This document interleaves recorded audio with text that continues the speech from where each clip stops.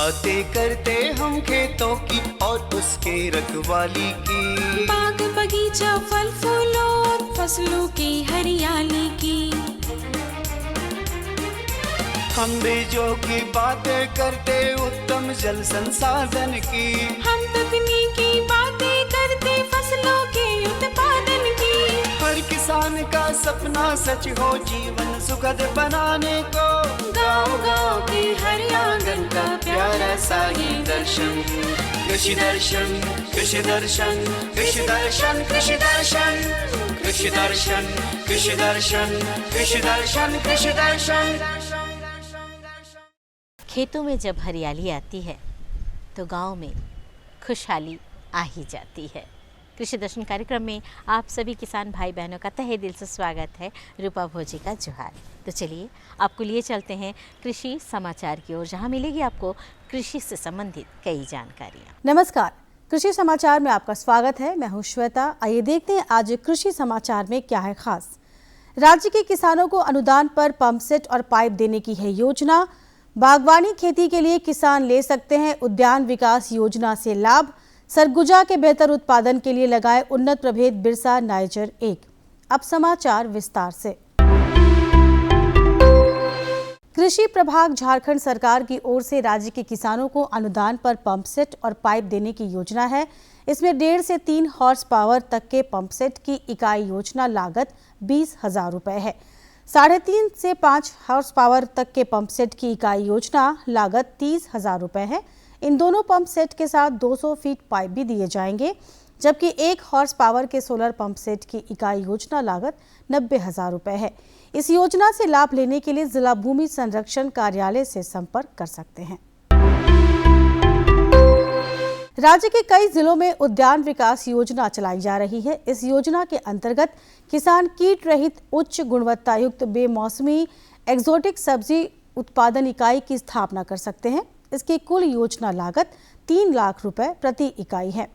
इसमें सरकार की ओर से किसानों को 75% यानी 2,25,000 रुपए अनुदान देने का प्रावधान है। किसान इस योजना से लाभ लेने के लिए जिला उद्यान कार्यालय से संपर्क कर सकते हैं।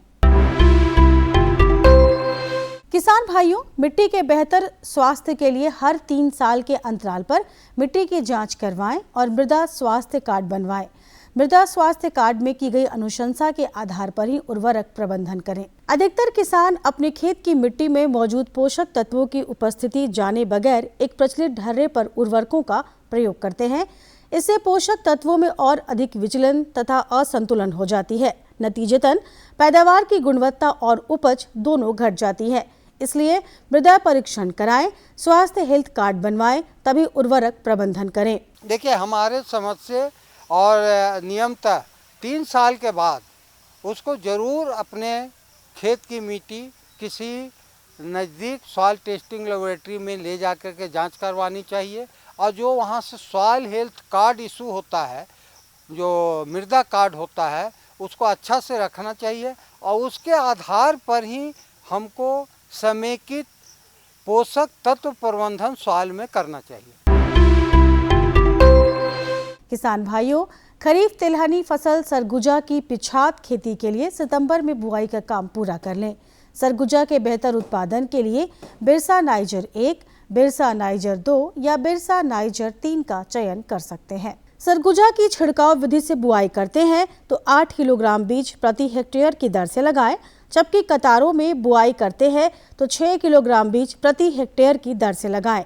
सरगुजा की पिछात बुआई में कतारों के बीच 30 सेंटीमीटर और पौधों के बीच 10 सेंटीमीटर की दूरी रखें। सरगुजा के उन्नत प्रभेदों में बिरसा नाइजर 1 और बिरसा नाइजर 3 की उत्पादन क्षमता 6 से 7 क्विंटल प्रति हेक्टेयर है, जबकि बिरसा नाइजर 2 की उपज 5 क्विंटल प्रति हेक्टेयर है। जो किसान कतारों में धान की बुआई किए हैं, वे अपने खेत से खरपतवार निकालने के लिए कृषि उपकरण कोनोवीडर का उपयोग करें। इस यंत्र द्वारा हाथ से निकाई गुड़ाई करने की तुलना में 60% मजदूरी की बचत और 9% उपज में वृद्धि होती है। आज हम जानेंगे भिंडी फसल में माहो, सफेद मक्खी और पत्ती खाने वाले कीटों की रोकथाम के उपाय के बारे में। भिंडी फसल में रासायनिक दवा के बिना माहो, सफेद मक्खी और पत्ती खाने वाले कीटों के नियंत्रण के लिए नीम निर्मित कीटनाशी दवा से घोल बनाकर फसल पर छिड़काव करें। ये छिड़काव 2 से 3 बार करें। इन कीटों पर नियंत्रण हो जाएगा। और अब एक नजर राज्य के 5 प्रमुख शहरों के मौसम के मिजाज पर। आज राज्य के 5 प्रमुख नगरों के अधिकतम और न्यूनतम तापमान कुछ इस प्रकार दर्ज किए गए। रांची का अधिकतम तापमान सेल्सियस दर्ज किया गया। कृषि समाचार में आज इतना ही। अगले दिन अगले अंक में मिलेंगे फिर नई जानकारियों के साथ। तब तक के लिए दीजिए इजाजत। नमस्कार, जोहार। के अंतर्गत आपने जानकारी ली मंडी के भाव के बारे में, मौसम के मिजाज के बारे में और तरह तरह की खेतीबाड़ी के बारे में। वक्त हो चला है एक छोटे से विराम का। कहीं जाइएगा नहीं, हम तुरंत हाजिर होते हैं। भारत सरकार का हर प्रयास किसानों को दे रहा है एक नई आस।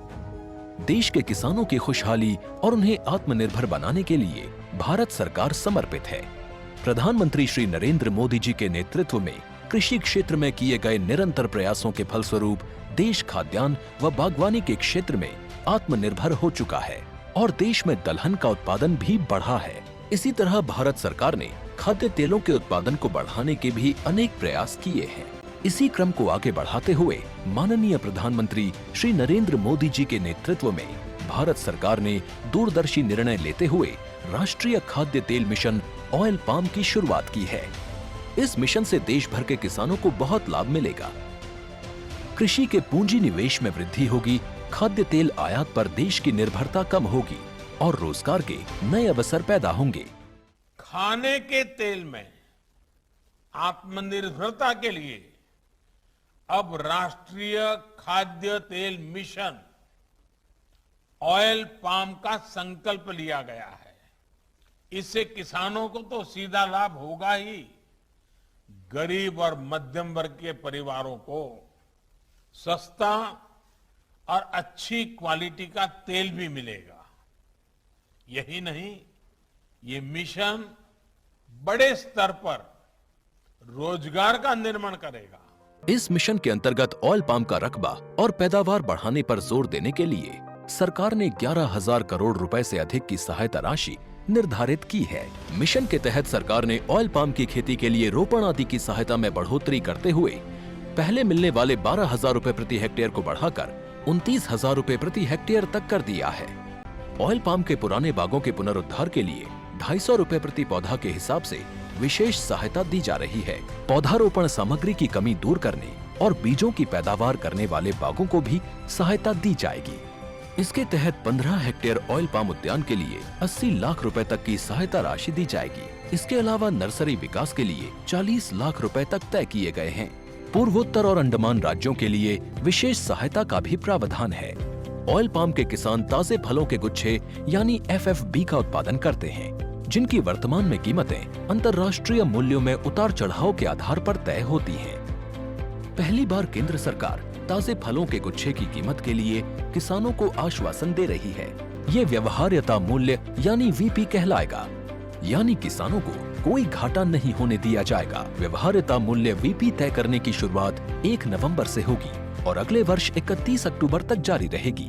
इसे ऑयल पाम वर्ष कहा जाएगा। इस योजना के तहत वर्ष 2025-26 तक ऑयल पाम का रकबा 6.5 लाख हेक्टेयर सृजित करने और कच्चे ऑयल पाम की पैदावार वर्ष 2025-26 तक 11.20 लाख टन पहुंचाने का लक्ष्य निर्धारित किया गया है। सरकार के इस महत्वपूर्ण निर्णय से देश में ऑयल पाम की खेती करने वाले किसानों में विश्वास पैदा होगा और वे खेती का रकबा बढ़ाएंगे।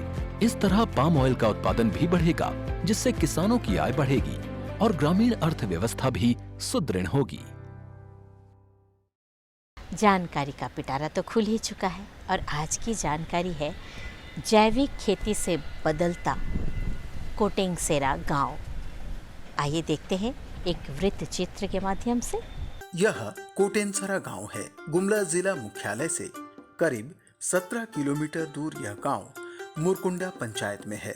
यह गांव झारखंड के अन्य गांवों की तरह ही है, जिसमें घर आंगन में बंधे मवेशी, हरे भरे खेत, कच्चे रास्तों के किनारों पर पेड़ और कच्चे मकान हैं। गांव में कई जगहों पर आपको पुआल का कुंबा, गोबर का टीला और बकरियां चराते गडेरिया मिल जाएंगे। आज की तारीख में यह गांव पूरे देश में किसानों के बीच चर्चा का केंद्र है।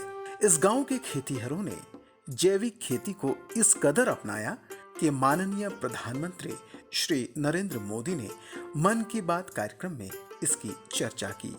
यहाँ तकरीबन 70-80 परिवार ऐसे हैं जिन्होंने न केवल जैविक खेती को अपनाया है बल्कि जैविक खेती की मिसाल कायम की है। पहले अन्य खेतीहरों की तरह ही यहाँ के किसान रासायनिक उर्वरकों और कीटनाशकों का उपयोग कर फसल उपजाते थे, लेकिन कोविड-19 के समय हुए लॉकडाउन के बाद प्रधानमंत्री की प्रेरणा से यहाँ की महिलाओं ने जैविक खेती की शुरुआत की। प्रदान नामक संस्था से प्रशिक्षण प्राप्त करने के बाद जैविक खेती का ऐसा सिलसिला शुरू हुआ कि इसे राष्ट्रीय स्तर पर नई पहचान मिली। जी, पिछले दिनों से काफ़ी हमारा गांव चर्चे में रहा है, क्योंकि जिस टाइम लॉकडाउन था हम एक primary school English medium school में हम पढ़ाते थे, और जब लॉकडाउन था तो मेरे पास कुछ काम नहीं था, हम घर पर ही रहते थे। और न्यूज़पेपर में मतलब प्रधानमंत्री नरेंद्र मोदी जी का मतलब विज्ञापन देखते थे कि जैविक खेती करना चाहिए, जैविक खेती करने से बहुत सारे फ़ायदे हैं, तो हम पूरे अच्छे से डिटेल में पढ़ते थे। तो मेरे अंदर भी जागा कि अभी कुछ काम नहीं है, हमको जैविक खेती करना चाहिए और कराना चाहिए। तो फिर हम मतलब सोचे कि इसका शुरुआत कहाँ से किया जाए, कैसे किया जाए। जैविक कह देने से तो नहीं होता है, सिर्फ गोबर के उपयोग करने से तो जैविक नहीं होता है। फिर इसी बीच हमारे बीच प्रधान संस्था आई और वो हम लोगों को जैविक खेती करने का प्रशिक्षण दी, और हम दीदी लोग के बीच में जाने लगे और जैविक खेती का प्रशिक्षण देने लगे, और इस तरह से लोग जैविक खेती को अपनाकर आज खुश हैं, इससे अच्छा इनकम भी हो रहा है। ज्योति मानती हैं कि हमारे पूर्वज हमारे लिए उपजाऊ मिट्टी छोड़ गए, लेकिन रासायनिक उर्वरकों और कीटनाशकों के उपयोग से स्थिति खराब हुई। सभी ने मिट्टी की घटती उर्वरा शक्ति और पर्यावरण पर इसके दुष्प्रभावों को महसूस किया।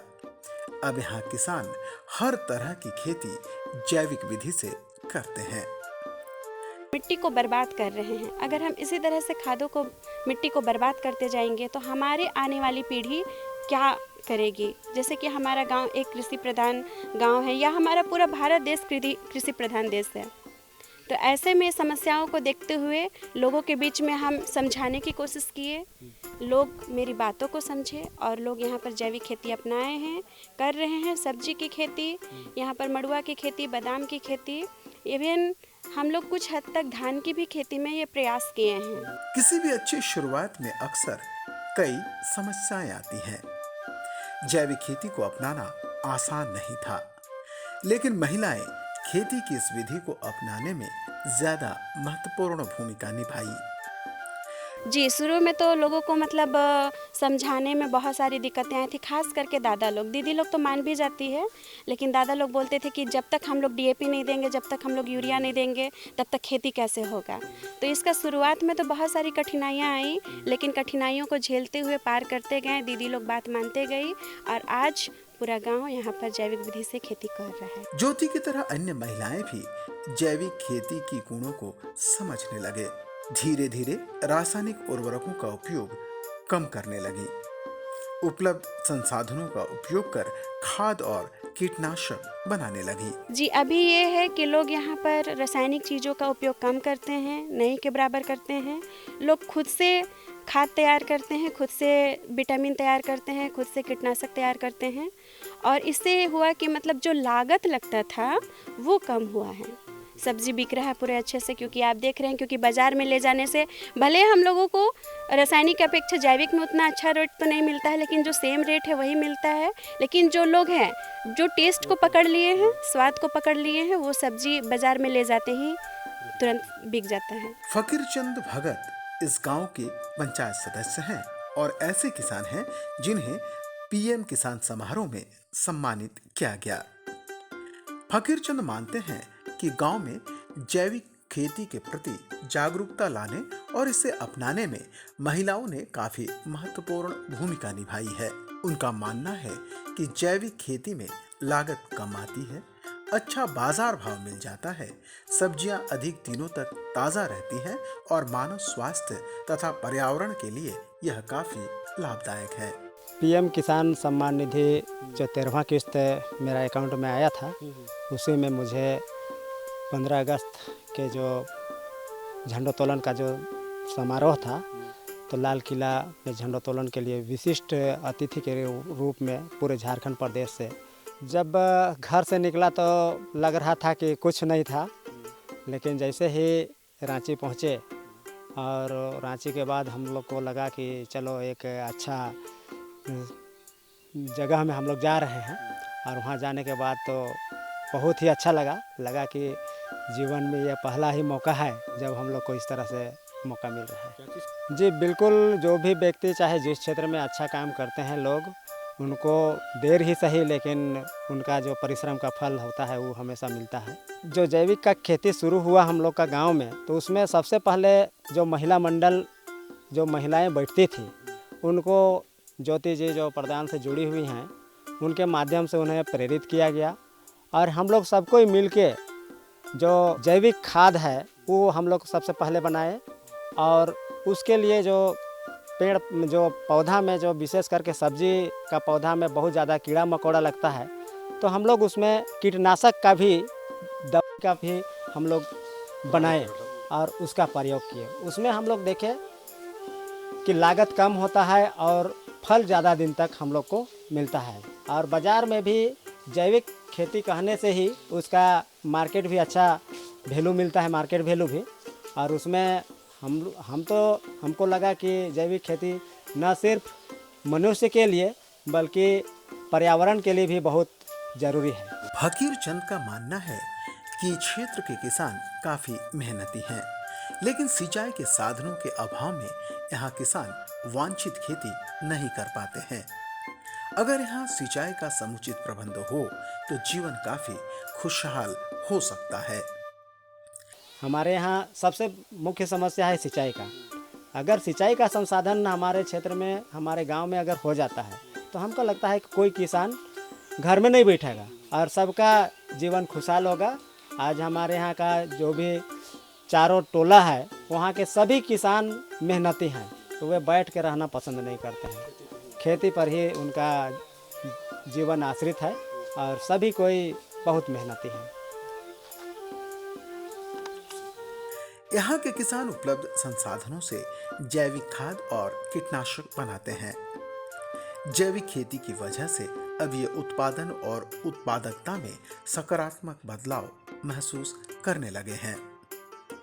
पहले तो ऐसे ही मुर्ग जतरम कर देते थे, आजकल तो गोबर माइन से भी खेती करते हैं। और यूरिया लगाने से तो कच्चा लगता है, और अभी तो नहीं लग रहा है ना, तो गोबर और गोबर का, हाँ गोबर घरे का गोबर, गेहूँ दाल और नीम पत्ता प्लस क्या बोलते हैं करंज का पत्ता। और कितना दिन सड़ाते हैं इसको 15 दिन सड़ाते हैं। हाँ। उसके बाद खेतों में डालते हैं। हाँ खेतों में डालते हैं। कीड़ा मकोड़ा नहीं लगता होगा उससे? नहीं लगता है। एतवा टाना भगत भी अब बदलाव महसूस करते हैं। पहले फसल उपजाने में लागत ज्यादा और कमाई कम होती थी। उनका कहना है कि अब यहाँ किसान आलू, बैगन, टमाटर, मड़ुआ और गोंदली सहित अन्य फसल जैविक विधि से उपजा रहे हैं और यह स्वादिष्ट तथा टिकाऊ भी है। बदलाव बहुत ज़्यादा बदलाव है। मैंने कहने का मतलब है कि पहले जो करता था तो DAP यूरिया ये सब से करता था, उससे भी पैदा तो होता था, लेकिन कहने का मतलब हम लोग को नहीं का मात्रा था। मैंने हाँ, तो कहने का मतलब 2 रुपया किलो बेच रहा था, तो क्या फ़ायदा हुआ? कुछ नहीं हुआ ना। 10-20 रुपया यानी 15 रुपया खाद खरीदें DAP और 10 रुपया यूरिया खरीदा थे, तो वो का फ़ायदा? कुछ फ़ायदा तो नहीं हुआ। तो कहने का मतलब अभी तो हम लोग अपना गोबर से कर रहे हैं ना, तो गोबर की खेती में कर रहे हैं, तो हम लोग को ज़्यादा उत्पन्न हो रहा है और उससे हम लोग को खाने का भी बेस्ट अच्छा लग रहा है। भोला चौधरी इस क्षेत्र के सांसद प्रतिनिधि हैं। भोला मानते हैं कि पहले इस क्षेत्र में खेती बाड़ी में रासायनिक उर्वरकों और कीटनाशकों का प्रयोग किया जाता था। इसका मिट्टी और मानव स्वास्थ्य पर प्रतिकूल असर पड़ता था, लेकिन जैविक खेती अपनाने के बाद स्थिति काफी तेजी से बदल रही है। मैं कुछ दिन पहले की बात करूँ तो ये सब क्षेत्र उग्रवाद प्रभावित क्षेत्र में आता था, जिस कारण यहाँ कोई आना नहीं चाहता था। लेकिन हाल के दिनों में यहाँ की महिलाएं, यहाँ की दीदियाँ, यहाँ की महिलाएं, बहनें, जो लोग जैविक खेती के माध्यम से यहाँ से जुड़ने लगे, उससे पहले यहाँ पर रासायनिक खाद का प्रयोग काफ़ी मात्रा में होता था। निश्चित रूप से रासायनिक खाद का प्रयोग होने से उत्पादन होता था, लेकिन लागत भी उसी मात्रा में लगता था, और लागत ज़्यादा लगने से उन लोग को बचत कम होता था, और उससे मिट्टी, खेत के साथ साथ शरीर में भी उसका दुष्प्रभाव दिखता था। लेकिन अब कुछ दिनों से इधर महिलाएं जैविक खेती से लगातार जुड़ रही हैं। यहाँ का दादा लोग हैं, यहाँ का दीदी लोग हैं, सभी लोग जैविक खेती से जुड़ रहे हैं, तो उससे खेत का भी स्थिति अच्छा हो रहा है, हमारे शरीर पर भी उसका अच्छा प्रभाव पड़ रहा है, और लागत कम लागत में ज़्यादा उत्पादन हो रहा है, और उसका दाम भी अच्छा मिल जा रहा है। कोटेंसरा को सांसद एग्री स्मार्ट विलेज के रूप में चुना गया, जिससे यहाँ के किसानों को सरकारी सुविधाएं और प्रोत्साहन दोनों ही मिला। हम लोग को इसी गांव से होने के नाते हमेशा इस गांव से मैं भली भांति परिचित हूं, तो मैंने देखा कि यहाँ हमारी दीदियां जैविक खेती की ओर बढ़ रही है, तो मैंने सांसद प्रतिनिधि होने के नाते माननीय सांसद श्री सुदर्शन भगत से रिक्वेस्ट किया, तो उन्होंने पूरे लोकसभा क्षेत्र में इस गांव को, कोटेंसरा गांव को सांसद एग्री स्मार्ट विलेज के रूप में चयन किया, जिससे यहाँ सरकारी सुविधाएं भी मिलने लगी। यहाँ निश्चित रूप से थोड़ा सिंचाई का अभाव है, लेकिन जिस प्रकार से यहाँ खेती हो रहा है, और पिछले दिनों प्रधानमंत्री मोदी जी की 104 एपिसोड में इस गांव का नाम आया था, तो यहाँ के किसान उत्साहित हैं, और उससे अब निश्चित रूप से लग रहा है कि प्रशासनिक पदाधिकारी का यहाँ पर पहुँच होगा और यहाँ का समस्या को दूर करने का प्रयास किया जाएगा। जैविक तरीके से उत्पादित सब्जियों की मांग अब लगातार बढ़ रही है। स्थानीय बाजार के अलावे अब दूसरे बाजारों में भी उपभोक्ता और व्यापारी जैविक सब्जियों को खरीद रहे हैं। तो ग्रामीण स्तर पे देखें तो रोज़मर्रा की ज़रूरत वाली बाज़ार होती है, लेकिन यहाँ से जिला मुख्यालय 17 किलोमीटर दूर है, जहाँ पर सप्ताह में 2 बड़े बाज़ार लगते हैं, और 2 बड़े बाज़ार में सब्जी का डिमांड होता है। और अब धीरे धीरे रघुनाथपुर, कोटेंसरा, इस क्षेत्र का जो गांव है, वो सब गांव में एक तरह से कहा जाए कि प्रचलित हो जा रहे हैं कि रघुनाथपुर गांव में, कोटेंसरा गांव में एक जैविक खेती से सब्जी का उत्पादन होता है। तो जो लोग जान रहे हैं, धीरे धीरे यहाँ का टेस्ट ले चुके हैं, वो लोग इस सब्जी को पहले लेना पसंद करते हैं, 2 रुपया अधिक दाम देकर इस सब्जी को लेना पसंद करते हैं। भोला चौधरी का मानना है कि देश के प्रधानमंत्री के द्वारा मन की बात कार्यक्रम में कोटेंसरा की चर्चा से किसानों को काफी प्रोत्साहन मिला है। इससे यहाँ के किसान अब और भी बेहतर ढंग से खेती किसानी के लिए उत्साहित हुए हैं। देखिए, नरेंद्र मोदी देश के लोकप्रिय नेता हैं, विश्व के लोकप्रिय नेता हैं, और उनके जुबान पर हमारा गांव का नाम आना, हमारा गांव का स्थिति को उन्होंने वीडियो के माध्यम से देखा है, हमारे लिए बहुत गौरव की बात है कि उनके जैसा महान व्यक्तित्व वाला आदमी हमारा गांव का नाम लिया। हम लोग इसके लिए काफ़ी गौरवान्वित हैं, और यहाँ के जो सांसद श्री सुदर्शन भगत हैं, उनका भी काफ़ी इसमें प्रयास रहा है कि इस गाँव का चयन किया जाए, और उनके प्रयास से भी इस गाँव के लोगों को काफ़ी बेनिफिट मिल रहा है। मनोज भगत जैसे किसान मानते हैं कि प्रधान द्वारा प्रशिक्षण प्राप्त करने के बाद जैविक खेती के साथ साथ खेती बाड़ी के तकनीकों में भी बदलाव आ रहा है, उपज में भी वृद्धि हो रही है। बदलाव तो यही है कि पहले हम लोग पुरानी परंपरा से ऐसे छीटा बुद्धि सबसे करते थे, अभी तो जैविक खेती कर रहे हैं, जिसमें हम लोग अपने से खाद और अपने से दवाई बना रहे हैं, और अभी अपने तरीका से थोड़ा सा हट के लगा रहे हैं। जो पहले सामने लगाते थे, वो अभी थोड़ा सा डिस्टेंस लगा रहे हैं, और जो हम लोग का लागत उसमें थोड़ा सा कम आ रहा है। पहले तो यूरिया DAP खरीदते थे, दवा भी खरीदते हैं, थोड़ा ज़्यादा ही रेट का मिलता है दवा, और अभी हम लोग खुद से ही तैयार कर रहे हैं और बना रहे हैं, तो हम लोग को थोड़ा सस्ता पड़ रहा है। गुमला जिले के उपायुक्त सह जिला दंडाधिकारी करण सत्यार्थी बताते हैं कि कोटेंसरा गांव को राष्ट्रीय पहचान मिली है। यह गांव अन्य गांवों के लिए भी प्रेरणा है। श्री सत्यार्थी को उम्मीद है कि भविष्य में ज्यादा से ज्यादा किसान जैविक खेती से जुड़ेंगे और सम्मानित होंगे। सबसे पहले तो ये न केवल गुमला जिले वासियों के लिए, न केवल कोटिंगसरा ग्राम वासियों के लिए, बल्कि सभी राज्यवासियों के लिए बहुत हर्ष और गौरव का विषय है कि गुमला जिले के एक गांव का माननीय प्रधानमंत्री महोदय ने स्वयं सम्मान किया और उसको पूरे देश में उसका नाम अब लोग जान गए हैं। और हमारे विचार से कोटिंगसरा में जो जैविक खेती लोग स्वतः स्वप्रेरणा से कर रहे हैं, 100 के आसपास परिवार, उससे बाकी गांवों को भी सीख लेनी चाहिए और हम लोगों का सरकार की ओर से भी ये प्रयास रहेगा। गुमला में खेती की अपार संभावनाएं हैं। यहाँ के किसान जागरूक हैं और ये केंद्र तथा राज्य सरकार की योजनाओं से लाभ प्राप्त कर खेती किसानी को एक नई दशा और दिशा प्रदान कर रहे हैं, जिसके कारण ये परिणाम हमें मिले हैं कि जिनका रुझान नक्सल एक्टिविटीज़ की ओर था वो जैविक खेती की ओर बढ़ रहे हैं। और जैसा कि मुझे बताया गया है कि कुछ वर्षों पूर्व काफ़ी तीव्र रूप से नक्सल प्रभावित ये क्षेत्र था और आज ये पूरे देश के लिए नज़ीर बन रहा है। तो हमारा प्रयास यही रहेगा कि इस प्रकार के जो एक्टिविटीज़ हैं उनका पेनिट्रेशन हर एक ग्राम में हो और इस गांव से बाकी लोग भी सीखें और जहां भी थोड़ी बहुत समस्या अभी भी बच रही है नक्सल की, वो भी समाप्त हो जाए। जैविक खेती आमतौर पर वापस प्रकृति की ओर अभियान के साथ जुड़ी है। यह मिट्टी की उर्वरता को बढ़ाने का साधन तो है ही, मानव स्वास्थ्य के लिए भी जरूरी है। जैविक फल सब्जियों की मांग बढ़ रही है। यह अच्छी आमदनी का साधन भी है।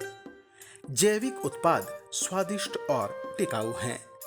जैविक खेती के तमाम गुणों को कोटेंसरा के किसान समझ चुके हैं और पूरी शिद्दत के साथ इससे जुड़ गए हैं। जरूरत है राज्य के अन्य किसानों को इससे प्रेरणा लेने की और हर गांव को कोटेंसरा की तरह जैविक तरीकों को अपनाने की। तो कैसी रही जानकारी? अच्छी थी ना? जानकारियाँ हमारे पास और भी है, लेकिन वक्त की कमी है। अगली जानकारी हम अगले अंक में आपको ज़रूर दिलवाने का वादा करते हैं। तब तक हमारी दी हुई जानकारियों पर आप ज़रूर अमल करें और लाभ उठाएं। अब बारी है आपकी कागज़ और कलम उठाने की, ताकि आप अपनी सुझाव और समस्या हम तक लिख कर भेज सकें। हमारा पता है कार्यक्रम कृषि दर्शन, कृषि प्रकोष्ठ, द्वारा केंद्र निदेशक, दूरदर्शन केंद्र, रातू रोड, रांची, पिन संख्या 834001। तो हमें रहता है आपके ख़तों का बेसब्री से इंतज़ार। लिखना बिल्कुल मत भूलिएगा और हाँ, आप हमसे फेसबुक और ट्विटर पर भी संपर्क कर सकते हैं। अब हमें और हमारी पूरी टीम को दीजिए इजाज़त। जोहार।